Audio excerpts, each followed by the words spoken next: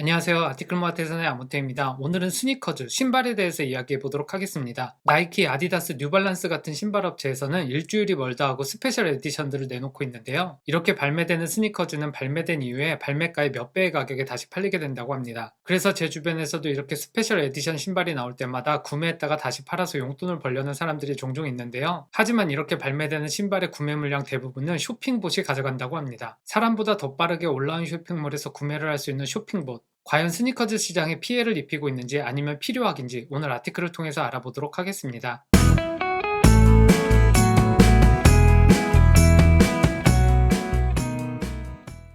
이렇게 신발 한 켤레의 가격이 수십만원, 수백만원으로 폭등하는 이야기는 최근의 일이 아니라 이미 40여 년 가까이 되어온 이야기라고 하는데요. 이러한 열풍의 시작은 지난 1985년에 나이키에서 발매된 나이키 에어 조단 1 오지 브레드에서 시작했다고 하는데요. 이 신발의 발매 당시 가격은 65불이었는데 최근에 15,000불에 팔렸다고 합니다. 물론 이 신발만 특별한 경우가 아니라 여러 가지 종류의 스니커즈가 발매 당시 가격보다 폭등해서 팔리는 경우가 많이 있다고 하는데요. 지난 2003년에 나이키에서 발매된 나이키 덩크 하이프로 SB 수프림 블루 스타즈 같은 경우는 발매 가격이 75불인데 최근에 10,000불에 팔렸다고 하고요. 또한 지난 2005년에 발매된 나이키 덩크 SB 로우 스테이플 뉴욕 피전 같은 경우는 신발 뒤꿈치에 보면 비둘기 자수가 놓여 있는데요. 최초 발매가는 200불이었는데 최근에 33,400불에 팔렸다고 합니다. 거의 4천만원에 가까운 돈이네요. 그리고 이러한 현상은 나이키 신발뿐만 아니라 아디다스, 뉴발란스 같은 신발에서도 나오는데요. 사진에 보이는 지난 2019년에 발매된 뉴발란스의 997S 보데가 노 데이즈 오프라는 신발은 발매가가 160불이었고 최근에 880불에 팔렸다고 합니다. 갑자기 몇만 불 보다가 880불 하니까 되게 싸 보이지만 이 경우도 발매가 대비해서 4배 이상의 수익을 얻을 수 있었다고 보면 될 것 같습니다. 이어서 사진에 보이는 뉴발란스 997S에 대해서 좀 더 얘기해보면요. 지난 2019년에 이 뉴발란스의 997S가 온라인에서 발매됐을 당시에 발매된 지 10분 만에 품절이 되었다고 합니다. 그런데 알고 보니 이렇게 온라인에서 판매된 물량의 60%가 쇼핑봇에 의해서 구매되었다고 하고요. 좀 더 자세히 들여다보면 이 쇼핑봇을 사용한 한 고객이 수백 켤레의 신발을 구매했다고 합니다. 물론 어떻게 보면 신발을 판매하는 온라인 업체에서는 품절이 됐으니 크게 차이가 없을 것 같은데요. 하지만 이렇게 쇼핑봇이 횡행하면서 일반 소비자들이 온라인 쇼핑몰에서 신발을 살 수 없게 되면 앞으로는 온라인 쇼핑몰을 찾지 않게 될 위험성도 있어서 온라인 판매 업체에서도 마냥 즐거워할 수만은 없었다고 합니다. 방금 전 이야기에서 예를 든 업체는 보데가라는 업체고요. 미국 보스턴에서 작은 오프라인 매장으로 시작해서 이러한 스니커즈의 인기 열풍을 등에 업고 폭발적으로 성장하고 온라인으로도 진출한 업체입니다.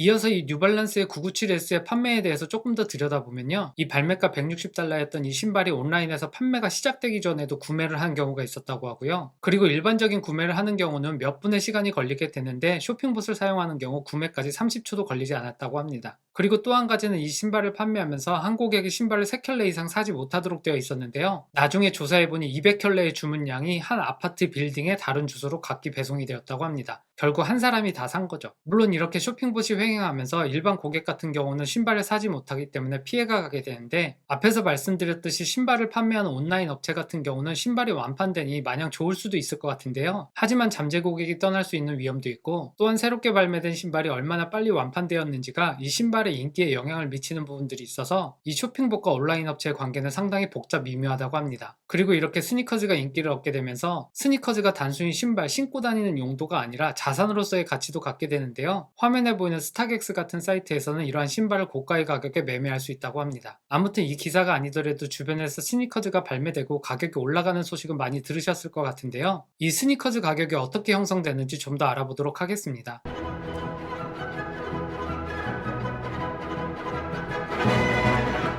이 영상 처음에서도 말씀드렸듯이 스니커즈의 주된 용도는 사실 신고 다니는 용도인데요. 이러한 스니커즈의 용도의 개념이 바뀌게 된 첫 번째 계기는 앞에서 말씀드렸던 지난 1985년에 발매된 나이키 에어 조단이 시초라고 합니다. 이 신발 같은 경우는 기존의 신발들과 달리 빨강, 검정, 흰색이 강렬한 색상을 발휘하고 있는데요. 그래서 이 신발이 발매되었을 당시에 농구 선수인 마이클 조단이 이 신발을 신고 경기에 뛰었다가 벌금을 받기도 했다고 합니다. 그리고 이러한 에피소드를 겪게 되면서 신발이 단순히 신는 용도가 아니라 패션 아이템으로 자신을 표현하는 수단으로 사용되기 시작합니다. 그렇게 되면서 스니커즈의 카테고리도 자연스럽게 다방면으로 확장하게 되는데요. 원래는 농구화로 시작했던 나이키 덩크가 2000년대 초반에는 스케이트보드를 타는 사람들을 타겟팅하여 신발이 나오게 됩니다. 그리고 그 이후에는 다양한 스포츠 스타들, 유명 인사들과 콜라보한 제품들이 나오게 되는데요. 화면에 보이는 터키옥 색깔의 티파니 덩크 같은 경우는 보석함을 모티프로 만들어진 제품이라고 합니다. 그리고 이러한 콜라보레이션은 단순히 스포츠 스타를 넘어서 여러 뮤지션들과도 협업을 하게 되는데요. 유명한 래퍼인 카니에 웨스트와 협업한 이지스 라인은 나이키뿐만 아니라 아디다스에서도 발매됩니다. 그리고 또 다른 유명한 래퍼인 트래비스 스캇과 협업하여 나이키에서는 10여 종 이상의 제품을 출시하게 됩니다. 그리고 최근에는 이렇게 콜라보레이션을 한다거나 여러 스페셜 에디션의 스니커즈가 다양한 스니커즈 업체에서 일주일에 멀다하고 나오는 정도로 인기가 끌게 되었습니다.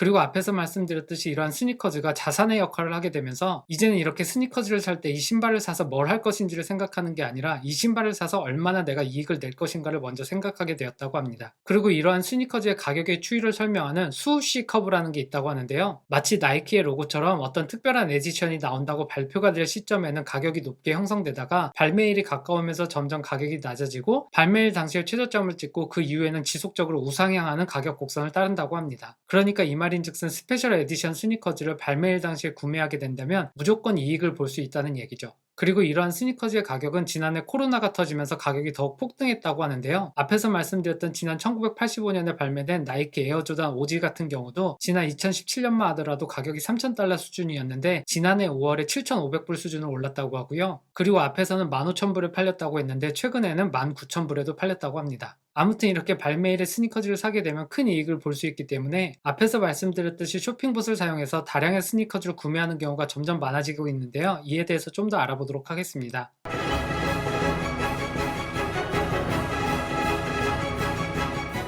앞에서 언급했던 보데가라는 매장의 예를 들면 이 매장 같은 경우는 지난 2006년에 오픈했는데요. 오픈 당시만 하더라도 이러한 스페셜 에디션 스니커즈를 파는 것은 모두 오프라인으로 진행되었다고 합니다. 그래서 스페셜 에디션이 발매되는 전날에는 사람들이 길게 줄을 서서 밤을 새우는 경우가 많이 있었는데 이렇게 고객들이 밤을 새워 줄을 서는 것이 위험하다고 판단한 매장에서는 스페셜 에디션 스니커즈 판매를 오프라인에서 온라인으로 전환하게 됩니다. 그리고 이렇게 온라인으로 전환한 이후의 상황을 보면 지난 2015년에 불과 수백 켤레의 스니커즈를 파는데 2만 명의 고객이 온라인으로 접속했다고 하고요. 그리고 이렇게 온라인으로 스니커즈를 판매하게 되면서 곧바로 쇼핑봇이 들어오게 됩니다. 물론 이런 쇼핑봇이 활개치지 않도록 여러 가지 장치를 하기도 하고 또한 직원들이 일일이 매뉴얼로 체크하면서 부당하게 구매한 경우가 있는지 다 걸렀다고 하는데요. 하지만 이런 매장의 시도도 그리 성공적이지 못했다고 합니다. 이러한 노력이 그리 성공적이지 못했던 이유는 쇼핑봇도 계속 진화하는데요. 쇼핑봇이 활개치지 않도록 여러 가지 장애물들을 설치해 놓는다 하더라도 그 다음 버전의 쇼핑몰은 그러한 것들을 무력화하고 제품을 사게 됩니다. 그리고 또 하나의 측면은 사실 쇼핑봇을 사용하는 게 불법적인 사용은 아닌데요. 그러다 보니 매장의 소극적인 대응 외에는 별다른 대응 방법이 없는 것도 사실입니다. 아무튼 그래도 이러한 온라인 쇼핑몰과 쇼핑봇과의 싸움은 계속되고 있는데요. 특히 온라인 쇼핑몰의 대표적인 플랫폼이 쇼피파이 같은 경우 보데가라는 업체도 온라인 쇼핑몰의 이 플랫폼을 사용하고 있는데요. 이 업체 같은 경우는 쇼핑봇과의 싸움을 더욱더 적극적으로 진행한다고 합니다. 그래서 이 기사에서는 쇼피파이 플랫폼에서 쇼핑봇 방어하는 기술을 개발하는 사람의 이야기가 나오는데요. 바로 장 마이클 리믹스라는 사람인데요. 이 사람 같은 경우는 스니커즈에 대한 흥미는 별로 없지만 쇼핑봇을 방어하는 기술을 개발하고 있다는 이유로 많은 스니커즈 팬들 사이에서 영웅으로 취급받고 있다고 합니다. 그래서 이 사람 같은 경우는 시중에 있는 많은 쇼핑봇들을 리버스 엔지니어링을 통해서 어떻게 작동하는지를 알아내고 이에 따라서 방어 대책을 세운다고 합니다.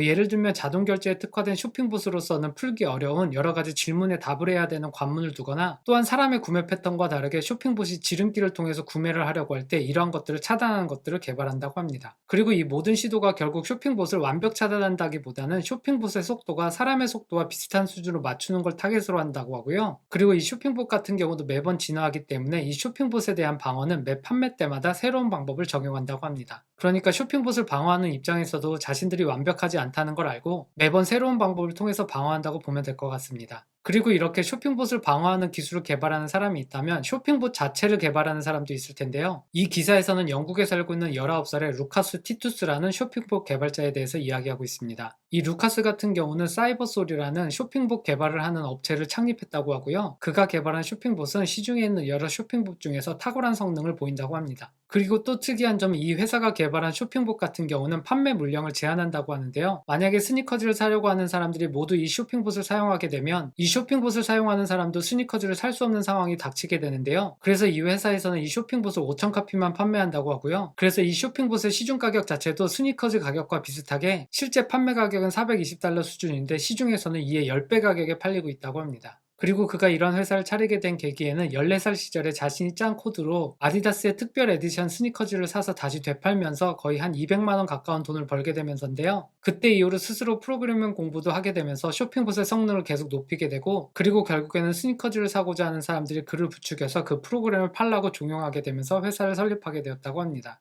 그리고 이 사이버솔이라는 회사를 설립한 2018년에 첫 제품으로 테스트를 하게 되는데요. 나이키에서 션 오더스푼이라는 사람과 콜라보레이션한 스니커즈가 발매되는데, 뉴욕에 있는 키스라는 매장에 이 스니커즈가 700켤레가 할당이 되었는데, 이 사이버솔에서 만든 쇼핑봇이 이 700켤레 전부를 구매했다고 합니다. 그리고 이어지는 내용에서는 이런 쇼핑봇을 사용하는 사람들이 구매 확률을 높이기 위해서 미리세컨드 차이의 딜레이도 없애기 위해서 온라인 쇼핑몰의 서버가 위치한 곳과 같은 지역에 있는 서버를 구해서 이 서버를 통해서 쇼핑봇을 돌린다고 합니다. 그리고 이 사이버솔이라는 회사를 세운 루카스 티투스 같은 경우는 쇼피파이에서 쇼핑봇 방어 기술을 개발하는 장 마이클 리믹스하고도 친한 사이라고 하는데요. 업무상으로는 적대적인 상황으로 반대 입장에 서 있지만 기술을 개발하는 입장에서 서로에게 호감이 있는 것 같습니다. 그래서 둘 사이를 보면 SNS 상에서도 여러 가지 대화를 주고받고 하는데, 물론 그렇게 서로가 소통을 하면서도 각자가 개발하는 기술에 대해서는 함구할 수밖에 없겠죠. 그리고 이어지는 내용에서는 이런 쇼핑봇을 방어하는 여러 가지 방법에 대해서 또 얘기하고 있는데요. 여기에서 예를 든 사례로는 스니커즈를 판매하는 웹사이트의 주소를 미리 알리지 않고 전혀 예측할 수 없는 주소로 만드는 경우를 들고 있는데요. 예를 들면 스니커즈를 판매하는 한 웹사이트 같은 경우는 아날로그 웹사이트 writtenonpaper.com이라는 곳에서 판매를 했다고 합니다. 그리고 앞에서 말씀드렸듯이 쇼핑봇으로서는 풀기 어려운 문제들을 내는 경우도 있는데요. 예를 들면 이런 거죠. 내가 휴먼인지를 체크하면 오렌지 색깔이 뭐냐 하면 오렌지를 적어야 되고요. 그 다음에는 그림 속의 비행기에 네모칸을 칠하는 건데, 이런 것들은 쇼핑봇이 하기는 어려울 것 같습니다. 그런데 이어지는 내용에서는 약간 아이러니한 상황에 대해서 이야기하고 있는데요. 이렇게 쇼핑봇을 방어할 수 있는 시스템을 만들어 놓고 새롭게 발매된 스니커즈를 발매하게 됐는데요. 정말 쇼핑봇 방어 기술이 잘 적용되어 있었는지 쇼핑봇의 움직임이 거의 보이지 않았다고 합니다. 그런데 문제는 이렇게 쇼핑봇의 방어는 잘했는데 얼마 지나지 않아서 쇼핑봇과는 상관없는 서버에 에러가 나게 됩니다. 그리고 이 에러 때문에 일반 고객들도 스니커즈를 사는데 어려움을 겪어서 이 새롭게 발매된 스니커즈는 45분이 지나서야 완판이 됐다고 합니다. 그런데 앞에서도 잠시 언급드렸지만 스니커즈의 발매일 이후의 가격 추이는 발매일 당시에 스니커즈가 얼마나 빨리 팔렸는지에 영향을 받는다고 하는데요. 일반적으로 스니커즈가 발매돼서 완판되기까지 15분 이상이 걸리게 되면 그 스니커즈는 실패라고 합니다. 그리고 해당 스니커즈는 그 이후에도 가격이 발매 가격하고 큰 차이가 없다고 하고요. 그래서 조금 전 말씀드렸던 상황은 보데가의 15주년을 기념한 특별 에디션 스니커즈였는데요. 이 스니커즈는 발매된 지 45분 만에 완판되면서 스탁엑스라는 사이트에서도 이후에도 발매가와 거의 차이 없는 가격으로 팔리고 있다고 합니다. 그리고 덧붙이기를 이 보데가의 15주년을 기념하는 특별 에디션이 이 온라인 사이트의 서버 장애가 발생하기 전에 쇼핑봇이 다 구매해서 10분 내에 완판이 됐다면 이 스니커즈도 상당히 높은 가격에 팔릴 수 있었을 텐데, 쇼핑봇을 막으려다가 결과적으로 스니커즈의 가격이 폭락했다는 얘기를 하고 있습니다. 그러면서 덧붙이기를 사람들이 우리 온라인 쇼핑몰에서 제품을 사는 걸 어느 정도로 막아야 되느냐라는 질문을 던지면서 이 기사를 마치고 있습니다.